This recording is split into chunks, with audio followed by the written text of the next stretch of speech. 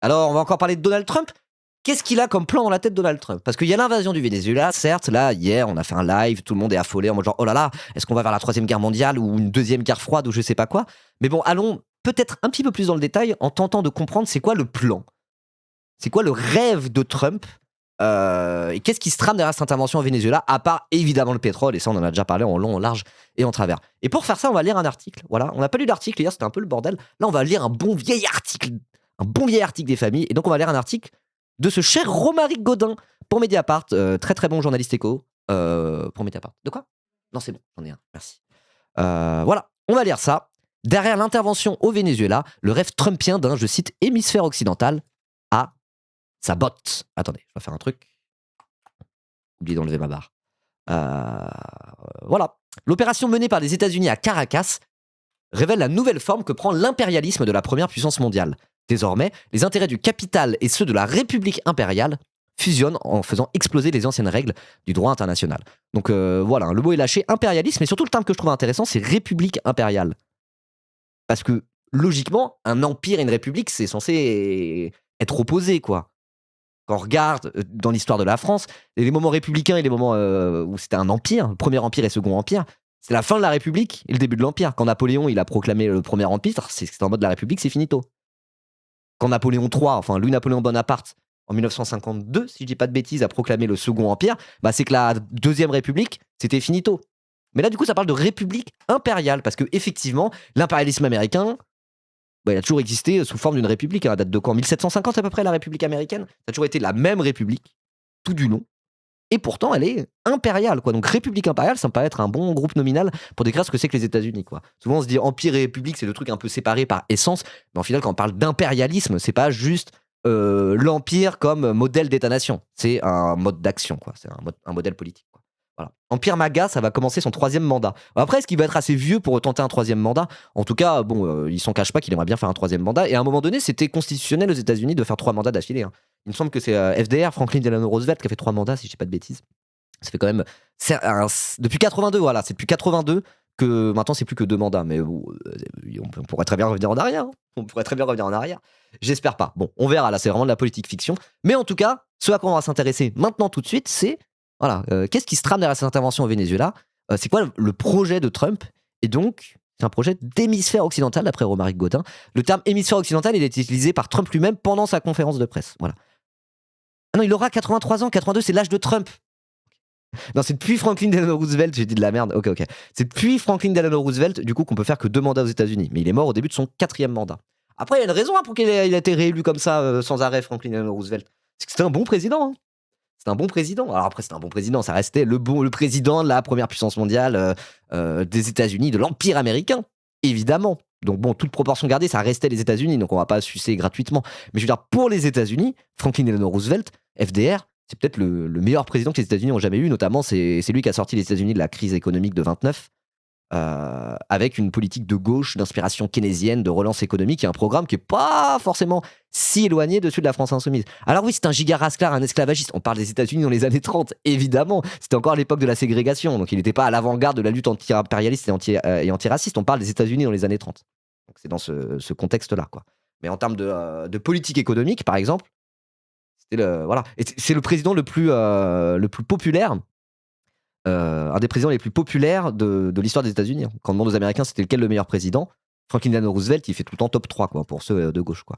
Et par exemple, Zoran Mamdani, vous aimez bien Zoran Mamdani, voilà. Lui, sur l'anticolonialisme, l'antiracisme et tout, il est beaucoup plus solide que les autres. Et ben, quand on lui demande c'est laquelle votre figure tutélaire dans les anciens présidents américains, etc., il répond du tac au tac sans sourciller, Franklin Delano Roosevelt. La question se pose pas, quoi. Donc, voilà. À l'échelle des États-Unis, je pense qu'on peut dire, voilà, moi c'est mon top 1 des présidents américains préférés. Après, évidemment, ça reste les États-Unis. Et évidemment, ça reste les années 30 dans lesquelles ils ont été élus. Donc les États-Unis dans les années 30, bah ouais, c'était la ségrégation, etc. Voilà. Mais en termes de politique économique, ouais, c'est ça. Les riches, ils étaient taxés à plus de 90%. La dernière tranche marginale d'imposition sur le revenu, c'était 100%. Il y a quasiment un salaire maximum. C'était pas rendu salaire, mais voilà. Bref. Voilà. Donc tout ça pour dire que ah bah les États-Unis d'Amérique, c'est ça qu'on disait? Non, je sais plus. Bon, tout ça pour dire que hémisphère occidental, voilà, effectivement, c'est un mot qui a été prononcé par Trump pendant sa conférence de presse suite au kidnapping de Maduro et au coup d'État qu'il a orchestré au Venezuela. Donc c'est parti, on va lire tout ça. Attendez, hop, je vais zoomer un petit coup. Comme ça, c'est. L'intervention états-unienne à Caracas, dans la nuit du samedi 3 janvier, a inauguré une rupture déjà amorcée au cours de l'année 2025. Désormais, Washington ne cache plus l'aspect économique de son impérialisme. Même si l'enlèvement de Nicolas Maduro a été justifié a posteriori par la, je cite, liberté du peuple vénézuélien et la lutte contre le trafic de drogue, l'expansionnisme économique a été immédiatement mis en avant par l'administration Trump. Dès samedi, le président états-unien avait annoncé, donc samedi c'est quand il y a eu l'enlèvement, le kidnapping, le coup d'État, c'était dans sa conférence de presse, le président états-unien avait annoncé: nos très grandes compagnies pétrolières, les plus importantes du monde, vont se rendre sur place et dépenser des milliards de dollars. Billions of dollars. Plus tard, il pouvait affirmer: nous allons extraire du sol, du Venezuela, une quantité colossale de richesses. Donc là, ils s'encombrent même plus, effectivement, de dire non, mais c'est pour la démocratie, c'est pour la liberté, c'est parce qu'ils ont des armes de destruction massive. Enfin, ils le font un tout petit peu, quoi. Ils sont en mode oui, il y a du narcotrafic, mais Trump, directement, il assume le fait que c'est de la prédation économique pure et simple, quoi. Pure et simple. Et c'est la stratégie Trump. C'est être le plus transparent possible par rapport à son impérialisme, son autoritarisme, son racisme, son fascisme, vous appelez ça comme vous voulez. D'être le plus transparent possible pour habituer aussi les gens à ça. Et ça rejoint l'extrait qu'on a vu juste avant, avec une meuf qui participait à une manifestation, qui s'exprime devant une caméra dans The Land of the Free, le pays de la liberté et de la démocratie, qui se fait mettre les menottes par la police et emmener devant les caméras, sans même s'encombrer de ne pas le faire devant le reporter. À un moment donné, c'est aussi la stratégie de Trump de l'assurer le plus possible pour habituer le monde à ça et faire plonger le monde, et les États-Unis en particulier, et l'Occident en particulier, dans une nouvelle méta au final, où c'est genre en mode la loi du plus fort. Voilà, ça on en a déjà parlé hier, on en a parlé assez longuement, mais on va aller plus dans la précision en lisant cet article, je l'espère. Et de fait, quelques heures à peine après le coup de force, une des figures de Wall Street, Charles Myers, président de la firme de consulting Signum Global Advisors, déclarait à Business Insider qu'il allait se rendre en mars à Caracas avec une délégation de 20 personnes représentant les secteurs de la finance, de l'énergie et de la défense pour, je cite, des opportunités d'investissement.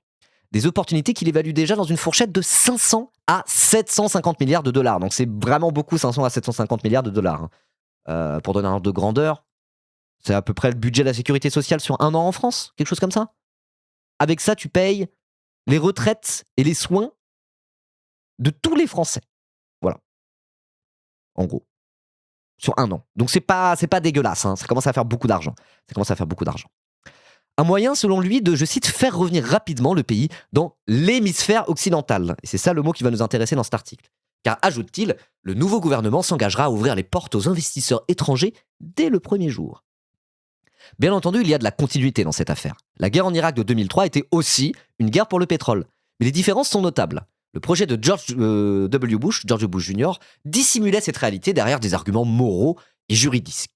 Certes factices, mais qui prétendaient affirmer que les États-Unis agissaient dans le camp du bien. Et c'est vraiment qu'il disait ça. Il disait le camp du bien pour les États-Unis et le camp du mal, il utilisait le terme evil. Le Evil Empire, je crois que c'est ça. L'empire du mal. C'est bien ça. Je crois que c'est ça le terme qu'il avait utilisé en 2003, enfin dès 2001. George W. Bush, pour justifier tout son interventionnisme militaire impérialiste suite au 11 septembre, il était en mode, ces gens-là, c'est l'empire du mal. Evil Empire, l'axe du mal. L'axe du mal en français. Mais je crois qu'il avait utilisé le terme Evil Empire. Il me semble, je sais plus. Parce qu'il y a un album de Rage Against the Machine qui s'appelle Evil Empire, le deuxième, c'est bien ça. Et je crois que c'est une référence à Bush. Parce qu'il est sorti à cette époque-là. C'est bien ça? Attendez, je vérifie. Ah non, c'est pas tout à fait ça. C'est une ref à Reagan. Evil Empire est le deuxième album de Rage Against the Machine sorti en 96. Ah oui, non, mais c'était avant, c'est pour ça. J'ai tout bipine. C'est 96 le deuxième album de Rage Against the Machine? Pour moi, le premier, c'était 99. Il date de quand le premier? C'est plus vieux que ce que je croyais. 92? Ah ouais, j'étais à la ramasse. Ok. Donc le nom Evil Empire vient de l'appellation de l'Union soviétique pendant le mandat de Ronald Reagan. Dans le cas du disque de Rage Against the Machine, fidèle à ses convictions, l'Empire du Mal désigne les États-Unis. Basé, non? Based. Oui, c'est vieux. Bah, j'étais même pas né en 92. 99, c'est le troisième. C'est pour ça, j'ai tout mélangé. Ok. Qui s'appelle Battle of Los Angeles. Ok. Donc oui, mais en tout cas, on voit qu'il y a une continuité, quoi. Reagan, pour parler de l'Union soviétique, il appelait ça The Evil Empire. George W. Bush, pour parler de l'Irak, tout ça, il parlait de Axis of Evil. Et par contre, Trump, lui, s'en bat les couilles. Il est en mode genre, non, on veut le pétrole. Et c'est là qu'il y a quand même une rupture, quoi. Une rupture qui est assez historique dans le discours qui se déploie autour de cet interventionnisme qui est poussé par les mêmes raisons, c'est-à-dire l'impérialisme économique et la prédation économique, quoi. Voilà. Ok. Se sacrifiant pour la démocratie, il était logique dès lors que Washington se paye en retour par une défense de ses intérêts économiques. Donc là, on parle de 2003, l'invasion de l'Irak par Bush. On se souvient qu'à l'époque, une partie de l'opinion occidentale avait soutenu l'action de Bush. Voilà, justement, parce que c'était en mode non mais attendez, ce sont des terroristes, etc. etc. Ok. Et notamment, il y avait un vrai soutien aussi populaire du côté des États-Unis. Par le fait qu'il agitait le traumatisme du 11 septembre pour dire regardez, maintenant on va faire la guerre partout dans le monde. Voilà. Là, c'est un peu moins le cas. De ce que j'ai cru comprendre, l'intervention au Venezuela de Trump, elle est moins soutenue par la population américaine que l'intervention en Irak l'était. De ce que j'ai cru lire. Dites-moi si je dis des bêtises, mais j'ai l'impression. Or, cette apparence n'était pas anodine. Donc là, ce que fait George W. Bush, quoi. Garder les apparences en disant non, on lutte pour le bien, la liberté et la démocratie. Il fallait l'assumer en entretenant une armée sur place, en soutenant un gouvernement et en assurant une place pour les alliés dans le partage des dépouilles du régime. Finalement, ces opérations relevaient d'une forme de logique néolibérale. Il s'agissait d'intégrer les pays récalcitrants à l'ordre de la mondialisation, dont Washington se faisait le garant et le gardien. Sa logique était que tout le monde devait profiter de ces guerres parce qu'elles ouvraient des marchés pour tous. Mais dans les faits, ces opérations induisaient des coûts gigantesques pour un retour sur investissement, somme toute réduit. Depuis de nombreuses années, Donald Trump s'est positionné contre ce type d'intervention coûteuse et aux résultats incertains. Sa logique est différente. L'intervention militaire, si possible courte, brutale et ciblée, sans enlisement, doit assurer la création d'une zone d'influence étroitement tenue qui permette de servir les seuls intérêts états-uniens. Et c'est vrai que c'est assez différent. Notamment la forme dont a pris le kidnapping de Maduro et l'attaque sur le Venezuela, c'est une forme quand même très très différente de l'invasion, je sais pas, de l'Afghanistan ou de l'invasion de l'Irak suite au 11 septembre, quoi.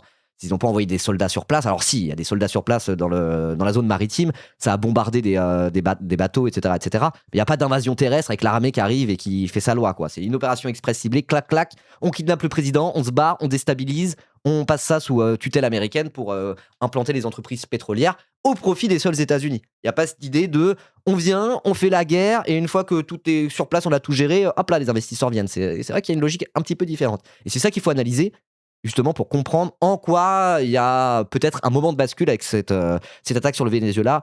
Et même si c'est évidemment dans la continuité de l'impérialisme américain historique, voir où sont les différences, pour voir où se situe éventuellement le point de bascule qu'on ressent tous à un niveau presque instinctif, finalement. Voilà. Donc tout ça, c'est le produit d'un changement du monde. Le néolibéralisme a, selon Trump, affaibli les États-Unis. Il faut donc changer de stratégie en se concentrant sur les intérêts directs de son capital national plutôt que sur l'ouverture globale des marchés et l'extension de la, je cite, démocratie, entre guillemets. Ok. Les traumas des présidents américains, c'est baiser. Entre Bush, Clinton, Bush Jr., Obama et ses bombardements secrets, Trump, Biden, ils sont en lose streak. Bah ouais, c'est les États-Unis, mais là, c'est vrai qu'il y a un côté où, bon, il n'y en a pas un pour rattraper l'autre. Hein. C'est parce que c'est les États-Unis. Mais c'est vrai que quand on regarde le style Obama, on va dire, et le style Trump, c'est quand même très différent. Même si, bon, au final, ça reste de l'impérialisme américain. Ok. Plus besoin alors de se cacher derrière des grands principes pour Trump. Au reste, même l'argument de la lutte contre le trafic de drogue a avant tout une fonction intérieure, en ciblant un problème quotidien vécu par les citoyens des États-Unis. L'action militaire elle-même est traitée sous un angle purement économique, c'est-à-dire dans un rapport de coût-bénéfice optimal. Une intervention réduite, mais suffisamment forte pour permettre d'ouvrir les portes du marché visé au capital états-unien. Parce que c'est vrai que quand tu regardes le prix que ça a coûté à Donald Trump, cette opération, bon, ils ont utilisé les forces spéciales américaines, là je sais plus comment elles s'appellent, c'est une opération ciblée, je pense que ça, bon, faire la guerre, ça coûte très cher de manière générale, mais ça coûte, je pense, infiniment moins cher qu'une invasion terrestre avec toute l'armée régulière et tout le bordel, quoi. Vous voyez ? Donc effectivement, il est en mode genre, c'est tout bénef. Ça nous a pas coûté très très cher militairement. Voilà, c'était les Delta Force, merci. Ça nous a pas coûté très cher militairement. Ça a été réglé en une matinée, clac. Et derrière, on va faire rentrer, là tout à l'heure, ça parlait 500 à 750 milliards de bénéfices. Hein. C'était écrit où ? Voilà, une fourchette de 500 à 750 milliards de bénéfices. J'imagine que c'est annuel, ça. Donc, effectivement, en termes de coût-bénéfice, ça a l'air plutôt rentable pour les États-Unis. Le problème, c'est que ça déstabilise le monde et ça crée de la guerre et de l'exploitation, etc. Pas besoin de le préciser, quoi. Mais effectivement, dans l'esprit de Donald Trump, c'est en mode genre, on s'en bat les couilles, en fait. Genre, est-ce que ça nous rapporte de l'argent ? Oui, non. C'est tout ce qui compte. C'est tout ce qui compte. Et le fait qu'il l'assume à un tel point, c'est quand même assez fou. Hein. Assez fou à observer. Hein. Merci Asmegaswag pour ton 3e mois d'abonnement. Merci beaucoup. C'est plus la même balance stratégique, il n'y a plus d'Union soviétique pour calmer les Ricains. Ouais, tout à fait. C'est là qu'on voit que l'URSS avait un rôle dans l'équilibre mondial, quoi, et pour faire le contre-pied à l'impérialisme américain. Et c'était pas si mal, même s'il y avait aussi une forme d'impérialisme soviétique. Je sais pas si on peut parler d'impérialisme soviétique, mais une forme de prédation économique soviétique. Voilà, faut pas non plus idéaliser l'URSS, mais faut voir le rôle que ça avait dans l'ordre mondial. Et voilà. Maintenant, c'est la Chine. Bah, la Chine n'a pas trop le rôle qu'avait l'URSS à l'époque. Hein. La Chine, là, c'est pas trop prononcé par rapport au Venezuela. La Chine, tant que ça nique pas trop ses affaires, elle a pas dit grand-chose. Hein. Là-dessus, les équivalents entre URSS et Chine, faut faire un petit peu attention. C'est quand même pas tout à fait la même chose. Et notamment, il y a quand même un truc qui est très très différent, c'est que l'URSS, c'était pas une économie de marché. Voilà. C'était pas le vrai communisme avec un grand C, hein, évidemment. Mais c'était pas de l'économie de marché. C'était quand même pas le capitalisme. Voilà. La Chine, c'est pas le même capitalisme que les États-Unis, mais ils sont beaucoup plus intégrés dans l'économie mondiale, financiarisée, etc. Ouais, la Chine s'est prononcée, mais ils ont pas dit ils sont pas dans une logique de guerre froide avec les États-Unis par rapport au Venezuela, quoi. Ils restent relativement tranquillou, quoi. Voilà. Jamais l'URSS n'aurait laissé passer ça. Oui, en termes de concurrence économique, oui, mais ils restent intégrés au même marché, vous voyez. C'est un peu différent de l'URSS. La Chine actuelle, elle est totalement intégrée dans l'économie de marché financiarisée mondiale, quoi. L'URSS, c'est un petit peu différent, quoi. Voilà. Staline revient, ils sont devenus fous. Peut-être pas Staline, mais je sais pas. Un petit Gorbatchev, là. Moi, j'aime bien Gorbatchev. Pas Gorbatchev, pardon. Khrouchtchev. Un petit Khrouchtchev, là, c'était pas mal, hein. Franchement. L'URSS de Khrouchtchev. C'était bien, hein. Moi, si on était en mode genre, ok, tu te réincarnes aléatoirement dans un pays du monde au XXe siècle, au pif total. Je ne sais pas ce que c'est que tu peux être au milieu d'une guerre civile dans les années 50. Tu peux être, je sais pas, juif en Pologne en 1938. Tu peux être, j'en sais rien, n'importe quoi. Si je tombe sur soviétique dans l'URSS de Khrouchtchev, franchement, je me dis, ça va. Franchement, ça aurait pu tomber pire. Je le dis très clairement. Bref, peu importe. Merci Spao pour ton prime. Merci beaucoup. Allez, on reprend. Je sais plus où j'en étais. Tatati, tatata, tatati, tatata. Oui, donc un angle purement économique pour Donald Trump, il s'en bat les couilles, il est en mode genre, bah voilà. Je cherche le rapport coût-bénéfice. Si c'est rentable pour nous, l'Amérique, l'Empire américain, il le fait, et basta, quoi. Voilà. Je prends boomer français direct. Alors oui, il y a des trucs où tu te mets encore mieux. Effectivement. Peut-être que soviétique sous Khrouchtchev. Effectivement, boomer français blanc né en 1955, tu peux te mettre très très bien. Mais voilà, tu te mets très très bien sur le dos des pays du Sud exploités. Tandis que si t'es un soviétique sous Khrouchtchev, tu te mets moins bien, mais tu te mets pas si mal comparativement à d'autres gens qui vivent dans l'économie capitaliste, dans les pays les plus pauvres et les plus en guerre et les plus. Voilà. Mais c'est moins sur le dos des pays du Sud global, quoi. Vous voyez. Bon. On n'a qu'une vie, non? Oui. Bah, oui. Bon, bref.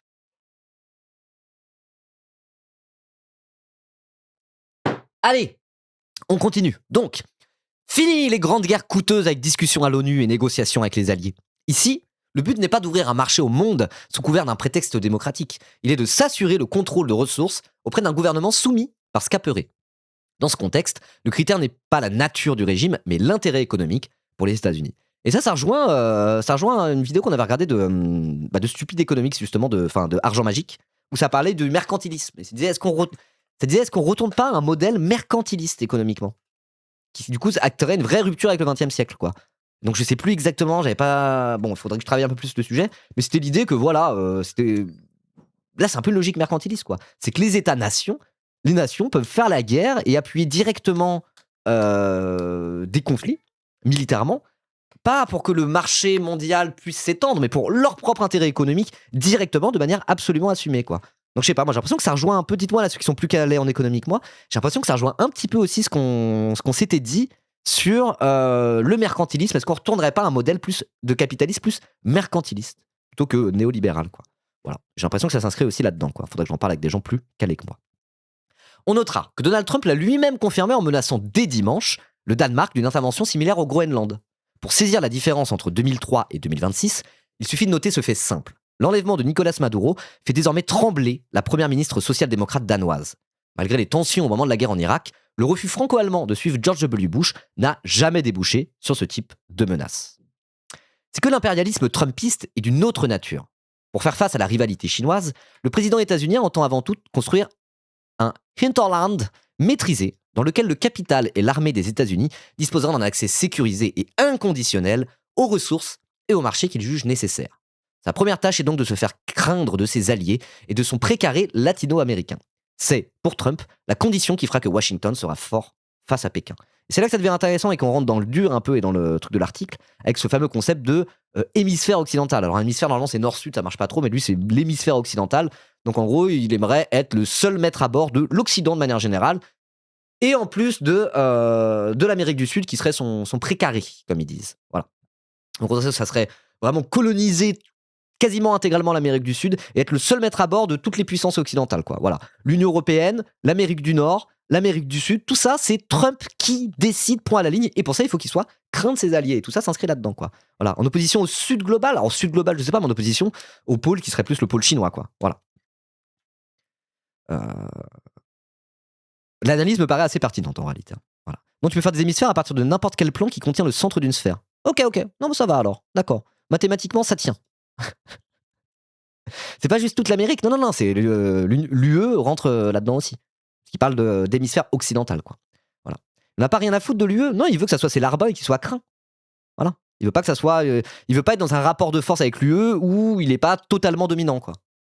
Il veut que l'UE soit ses larbins. Et pour l'instant, c'est ce qui se passe. Hein. C'est littéralement ce qui se passe. Donc je pense que Trump est très très content. Et c'est aussi pour ça qu'il a repartagé le communiqué de Macron. Il n'a pas repartagé beaucoup de communiqués de leaders européens. Mais il a repartagé celui de Macron sur son réseau social Truth Social. Parce que Macron lui a juste sucé la bite ouvertement, quoi. C'est grave, hein. Voilà, il veut clébardiser l'Union européenne. Exactement. Il veut être le maître du monde, mais il peut pas être le maître du monde tout de suite, notamment parce qu'il a quand même un obstacle face à lui qui s'appelle le glorieux camarade Xi Jinping, leader de la révolution.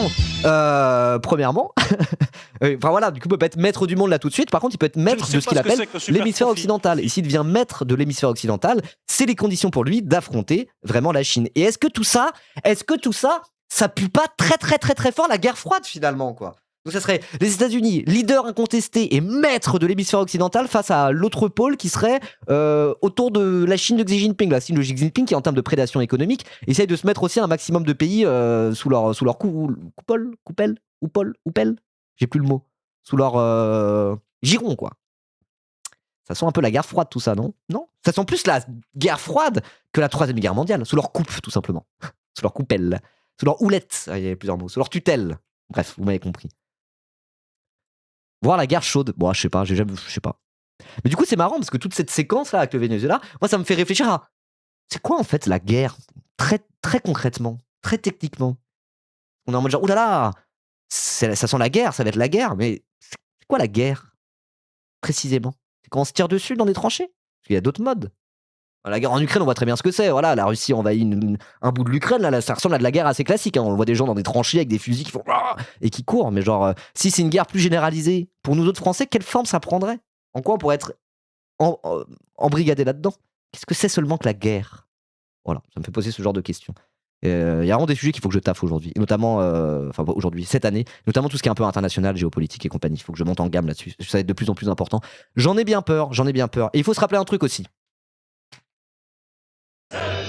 La révolution bolchevique de 1917, elle a eu lieu, et le sujet de la guerre et les sujets internationaux étaient ultra centraux à ce moment-là. Hein. Elle a eu lieu en 1917. 1917, la Russie était en train de faire la Première Guerre mondiale. Il y avait des millions de Russes qui mouraient dans les tranchées. Genre. La guerre, c'était pas une petite variable d'ajustement dans la révolution bolchevique, c'était ultra central là-dedans.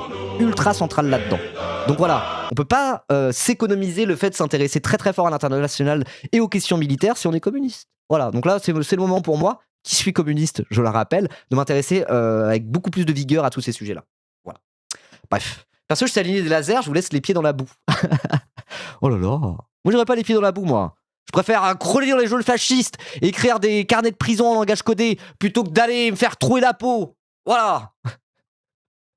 Bref, allez, on reprend. Du coup, on l'a lu ça? Oui, voilà. Donc la première tâche de Trump, c'est donc de se faire craindre de ses alliés et de son précaré latino-américain. C'est, pour Trump, la condition qui fera que Washington sera fort face à Pékin. Ok. Dans ce cadre, il était impossible pour Donald Trump d'abandonner le Venezuela.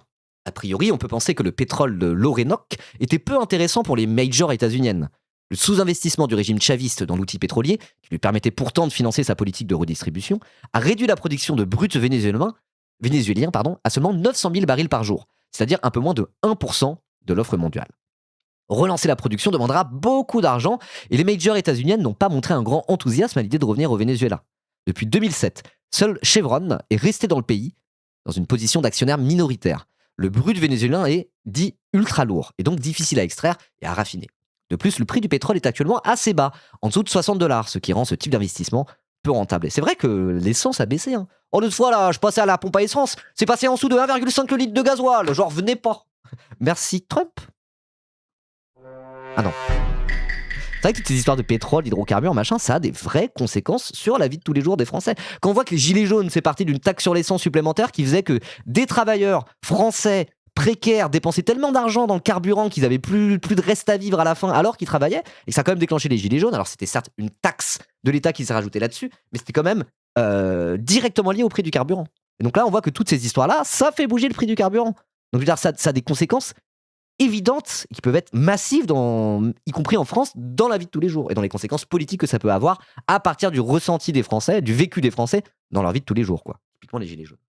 Voilà. C'est pas que l'essence, c'est le plastique aussi. Et oui. Alors après, bon, je veux dire, l'augmentation du prix du plastique, on le voit moins, on voit de manière moins transparente que l'augmentation du prix du carburant, du prix de l'essence quand même. Voilà. Mais là, ça a grave baissé l'essence. Hein. Par rapport au pic du prix de l'essence, là, au moment de la guerre en Ukraine, où ça avait dépassé les 2 euros le prix du gasoil, là, à côté de chez moi, c'est redescendu à un peu moins d'1,50. Donc ça a quand même baissé de 25%, c'est beaucoup, quoi. Et bon, c'est lié à tout ça, quoi. Après, bon, c'est pas des sujets que je connais hyper bien, le cours du pétrole, etc. En tout cas, le Venezuela dispose des réserves de pétrole brut les plus élevées au monde. Voilà, 303 millions de barils de pétrole brut. Donc plus que l'Arabie Saoudite, plus que l'Iran, plus que l'Irak, plus que les Émirats Arabes Unis, le Koweït, la Libye, les États-Unis, le Nigeria et le Kazakhstan. Donc effectivement, il y a une immense manne financière et c'est évident que c'est pour ça qu'ils ont fait ce coup d'État. 300 milliards. Ah oui, milliards. Billions. Bah non. Ah oui, non, c'est 303. 300 000 millions et 1000 millions. C'est 1 milliard. Oui, tout à fait. Excusez-moi, je suis fatigué. Mais l'essentiel est ailleurs. Le Venezuela dispose en effet des premières réserves avérées de pétrole brut du monde, avec 303 milliards de barils. C'est 17% de l'ensemble des réserves mondiales avérées, et davantage que ce qu'il y a en Arabie Saoudite. L'enjeu pour Donald Trump était donc de ne pas laisser ses réserves potentiellement dans des mains hostiles ou neutres, entre guillemets. Ce qui pour lui revient au même. Dans un entretien avec NBC dimanche, donc le lendemain du coup d'État, le secrétaire d'État Marco Rubio a dit les choses de la façon la plus claire possible. Nous n'avons pas besoin de pétrole vénézuélien. Nous avons plein de pétrole aux États-Unis, a-t-il indiqué. Mais en précisant, ce que nous voulons pas accepter, c'est que l'industrie du pétrole soit contrôlée par les adversaires des États-Unis, comme la Chine, la Russie ou l'Iran. Et d'ailleurs, le Venezuela, leur premier client en pétrole, c'était la Chine. Voilà. Autrement dit, l'enjeu n'est pas l'utilisation immédiate du pétrole vénézuélien. L'enjeu est de priver les rivaux des États-Unis de l'accès à ce pétrole. Washington pourra alors jouer de ses réserves comme d'une épée de Damoclès au-dessus de ses ennemis, comme de ses amis. Si Donald Trump ne voulait rien faire du pétrole vénézuélien, il n'aurait pas annoncé l'arrivée des compagnies pétrolières dans le pays. Dimanche, il a indiqué que si les compagnies souhaitaient toucher des compensations pour les expropriations chavistes, elles devaient investir dans le pays, ce qui n'exclut pas un soutien fédéral à ces investissements. Une fois l'outil de production vénézuélien amélioré par ces dernières, le pétrole pourrait ensuite être traité dans les raffineries de Louisiane ou du Texas, adaptées à ce type de brut. Donc c'est quand même fou cette histoire. C'est pas fou, c'est normal, mais ça montre bien ce que c'est que les États-Unis d'Amérique, quoi. Ils nous pètent les couilles, les droitards et les libéraux, avec la dépense publique toute la journée. Ah là là, non, on en parle après de Off Investigation. De la dépense publique, ils nous pètent les couilles avec ça toute la journée. Ah, ça coûte trop cher. Ah, la retraite, ça coûte trop cher. Ceci coûte trop cher. Cela coûte trop cher. Aux États-Unis, à l'investiture de Donald Trump, il a quand même mis Elon Musk à la tête d'un ministère qui s'appelait le DOGE, le Department of Government Efficiency, pour dire oh là là, il faut réduire massivement les dépenses publiques, tronçonner l'État obèse parce que tout ça nous coûte trop cher. Et quand il faut débloquer des milliards et des milliards et des milliards pour filer ça à des compagnies pétrolières pour les inciter à aller exploiter le pétrole d'un pays où tu viens de faire un coup d'État, là c'est bon, il n'y a pas de souci. Là l'argent public coule à flot. On s'en bat les couilles, quoi. Donc ça montre bien que le problème c'est pas de dépenser de l'argent. Le problème c'est pas que l'État dépense de l'argent. C'est pourquoi on dépense de l'argent. Pour améliorer la vie des citoyens, ça dégage. On n'est pas là pour améliorer la vie des citoyens. Pour participer à l'impérialisme d'un pays, let's go, on y va. Quand tu regardes les États-Unis, c'est ça, mais puissance 1000. Évidemment, c'est un pays où le taux de prélèvement obligatoire est très bas par rapport à l'Union européenne, par exemple. Tous les pays de l'Union européenne, pas que la France. Et à côté de ça, quand tu regardes les investissements dans le complexe militaro-industriel et même directement dans la défense, bon, maintenant, c'est plus la défense, parce que le ministère de la Défense, maintenant, s'appelle le ministère de la Guerre. Genre, quand tu regardes pour les États-Unis, c'est abusé. Et c'est aussi pour ça qu'ils peuvent se continuer de permettre à emprunter avec des taux parfois qui approchent les 10% sur les marchés financiers, parce qu'ils disent aux investisseurs non, mais c'est pas pour payer les retraites des Américains ou pour faire un modèle social, c'est pour faire la guerre, c'est pour investir dans l'armée et la technologie militaire. Et donc les investisseurs, ils sont en mode C'est ce qu'ils appellent les investissements productifs. Là où en France, on emprunte pour entretenir notre modèle social. Et ils appellent ça des investissements improductifs, quoi. Donc ça montre bien un petit peu c'est quoi ces histoires de dépenses publiques. Genre, c'est pas le problème, c'est pas la dépense publique. Ils s'en battent les couilles de la dépense publique, les libéraux. Ils veulent faire de la dépense publique pour améliorer leur impérialisme. Point à la ligne. Ce qu'ils aiment pas, c'est dépenser de l'argent pour le peuple. Mais dépenser de l'argent public, en soi, ils s'en battent les couilles. Hein. C'est pas leur problème. Y compris emprunter sur des marchés financiers, y compris quand les taux sont élevés. Les États-Unis, c'en est l'exemple absolu, quoi. Voilà. Ok. J'en étais où? Les réserves vénézuéliennes de pétrole cesseraient alors d'être purement théoriques. Donc si les grosses compagnies pétrolières américaines commencent à les exploiter. Elles pourraient devenir un moyen de faire baisser le prix du brut, et donc les recettes publiques d'autres puissances pétrolières. C'est bien sûr vrai pour la Russie ou l'Iran, mais aussi pour des pays comme l'Arabie Saoudite, dont les dirigeants sont tentés de passer des accords avec la Chine. Le contrôle des réserves du Venezuela est par conséquent une arme face aux rivaux de Washington, mais aussi une arme de discipline de certains alliés. Voilà. Alors pourquoi? L'Arabie Saoudite, c'est le bon exemple, parce que l'Arabie Saoudite, c'est l'allié de l'Occident, c'est l'allié de l'Union Européenne, c'est l'allié des États-Unis directement, parce qu'ils leur vendent du pétrole, quoi. Tout simplement. Mais par contre, si l'Arabie Saoudite est tentée d'aller faire un peu de business avec la Chine, il pourrait très bien se dire, bon, on fait du business avec tout le monde, on a du pétrole à vendre, allez, on en vend aux Européens, on en vend aux Américains, on en vend aux Chinois. Mais évidemment que les Américains, ils veulent pas, et que l'Europe non plus, ils veulent pas que les Saoudiens vendent du pétrole à la Chine.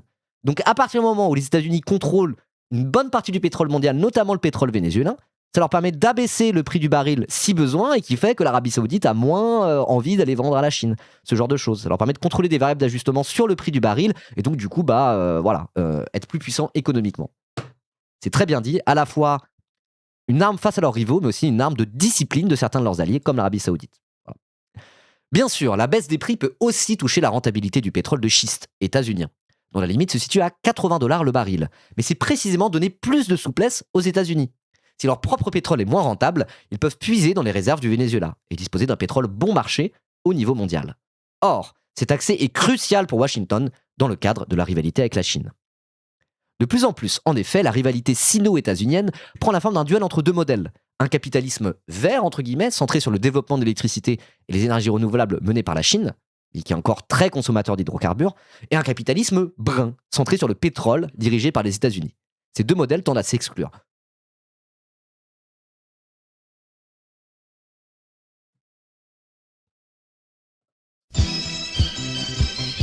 Non, je suis désolé. Comment ne pas sucer Xi Jinping? Je suis désolé. À un moment donné, oui, la Chine, c'est pas un modèle incroyable. Ouais, c'est une dictature, la Chine. Moi, je suis prêt à le dire, c'est une dictature.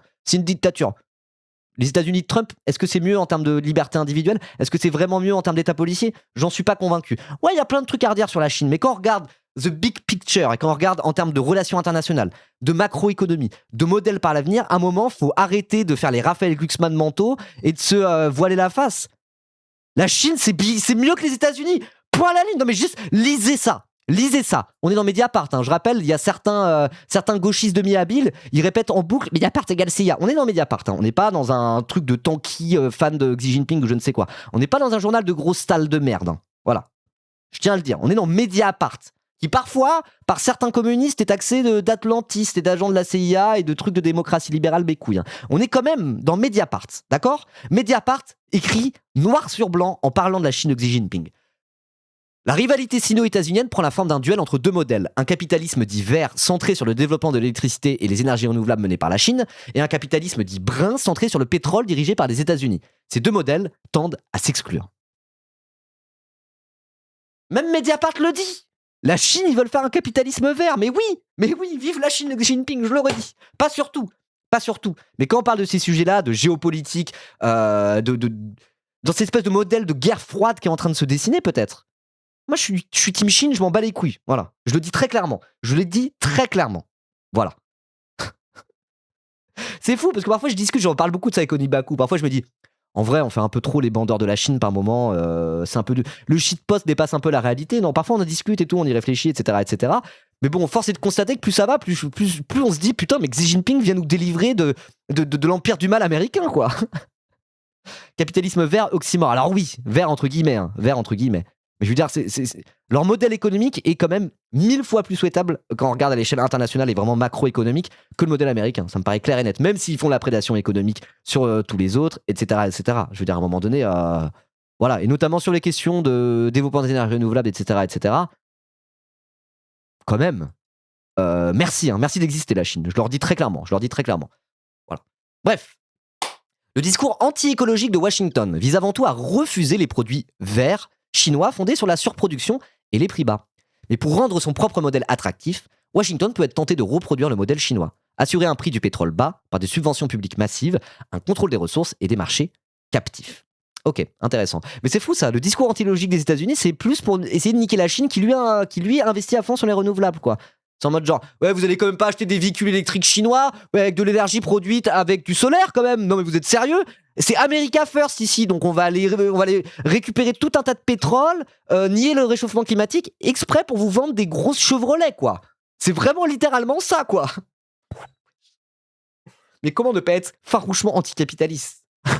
Je suis désolé, je préfère même un capitalisme d'État, je préfère n'importe quel État ouvrier dégénéré aux États-Unis, quoi. Stop à la fin, genre j'en ai marre, je suis en train de me radicaliser, moi. Vraiment, en 2026, je me radicalise. Voilà. J'ai dit les tanquis de merde tout à l'heure, voilà, dans 6 mois, moi aussi, je suis un tanqui de merde, hein, si ça continue. Après, je resterai fidèle à mes racines trotskistes, mais peu importe. Ok. C'est le sens des pressions des États-Unis pour lever les réglementations écologiques en Europe ou en Amérique latine, notamment par l'intermédiaire de leurs alliés d'extrême droite.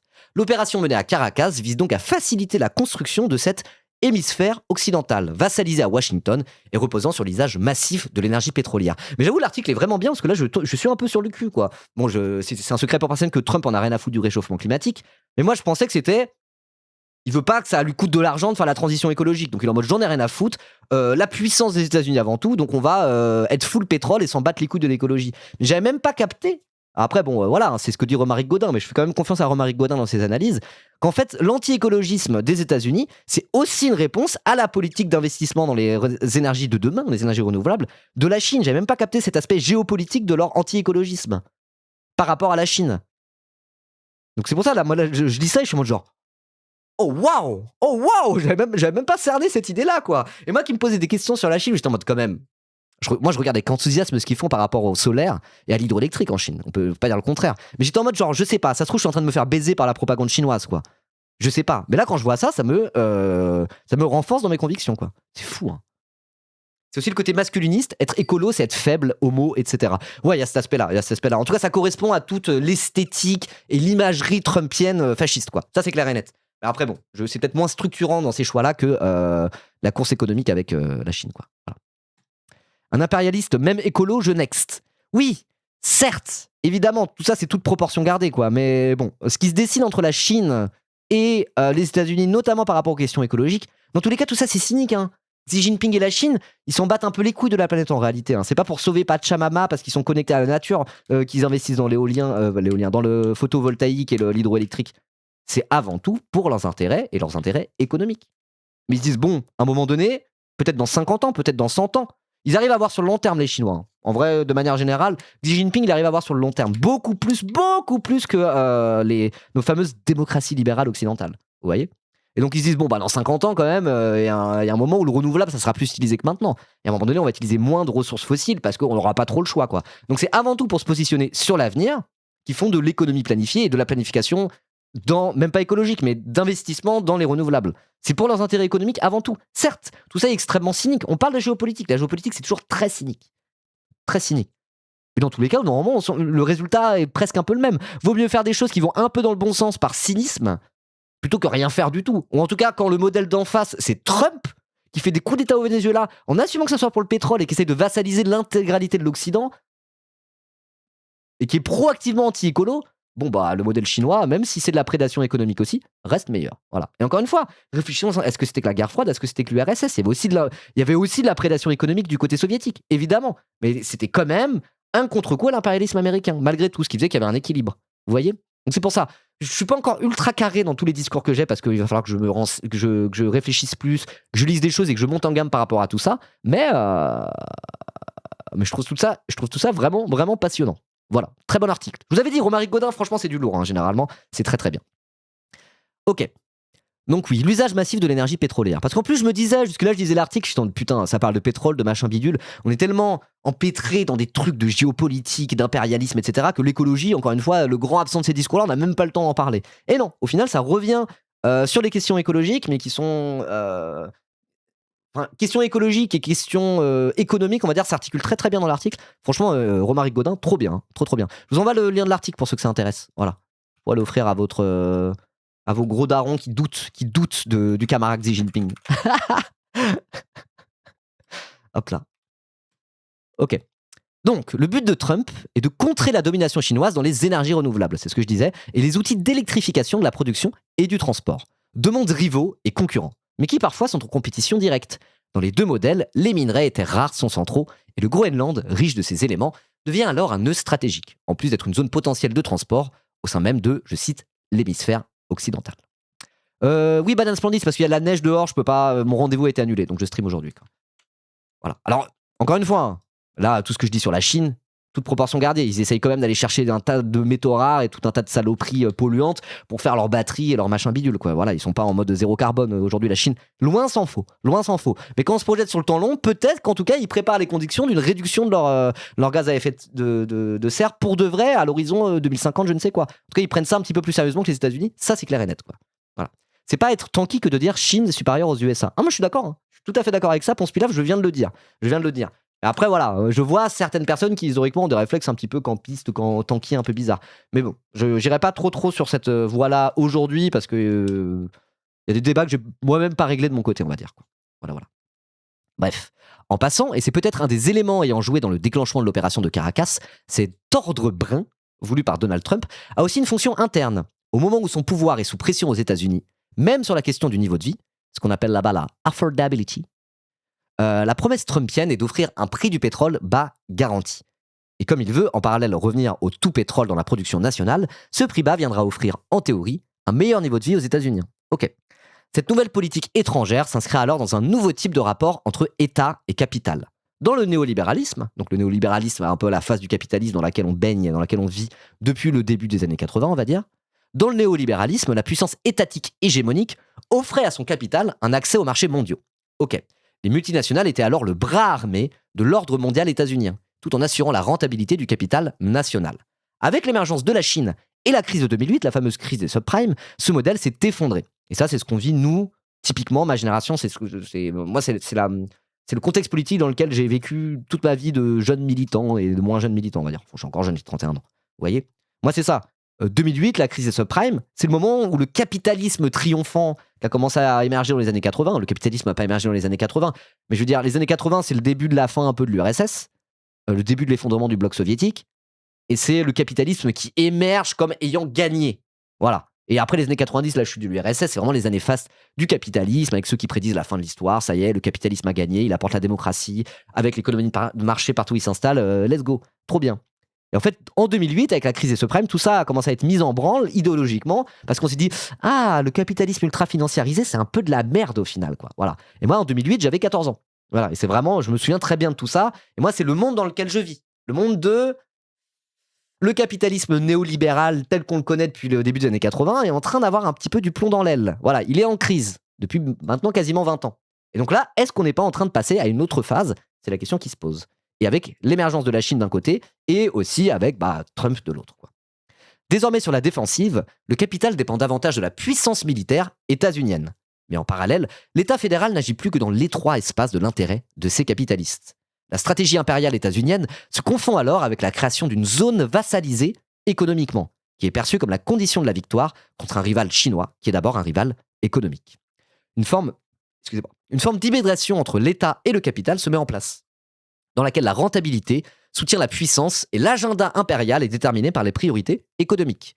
Dans un tel cadre, les anciennes règles du droit international ou les systèmes d'alliance comme l'OTAN deviennent caduques. Et une éventuelle attaque de Nuuk, la capitale groenlandaise, peut succéder au coup de main sur Caracas. Voilà, ça était encore un peu impensable il y a 20 ans que les États-Unis semblent peut-être attaquer un endroit qui appartient à un pays de l'Union européenne. Ça semblait un petit peu impensable, mais effectivement, quand tu viens de lire tout cet article et que tu lis ce dernier paragraphe, tu te dis ah ouais, effectivement, vu comme ça, tout est possible maintenant. All bets are off. Ok, un article de Romaric Gaudin, encore un très très bon article de Romaric Gaudin, c'était vraiment intéressant, c'était très chouette, quoi. Voilà. Alors après, il y a des trucs que je maîtrise pas encore tout à fait, sur certains trucs que j'ai envie de dire en live, mais je pense que c'était carré, c'était intéressant, c'était clean, non? C'était bien, non? Vous en pensez quoi? Ouais, c'était bien. Ouais. Ok, bon bah... Eh bah, quelle époque, hein. Quelle époque on vit, hein. Oui, la capitale s'appelle Nuke, comme Nuke, comme la bombe.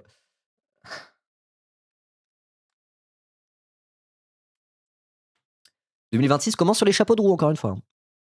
Bah oui, dire que le système chinois est bien, c'est très clean. Non, il est pas entièrement bien. Loin s'en faut, loin s'en faut. Mais là, en tout cas, économiquement, enfin, d'un point de vue macroéconomique et géopolitique, dans ce bras de fer Chine-États-Unis, moi j'ai choisi mon camp et je dis ça full premier degré. C'est pas une blague. C'est pas en mode genre vive le camarade Xi Jinping, lol. Parfois, c'est un peu de la blague. Là, non. Vraiment pas. Vraiment pas. Bon, en conclusion, je dirais que vive le camarade Xi Jinping. Abonnez-vous.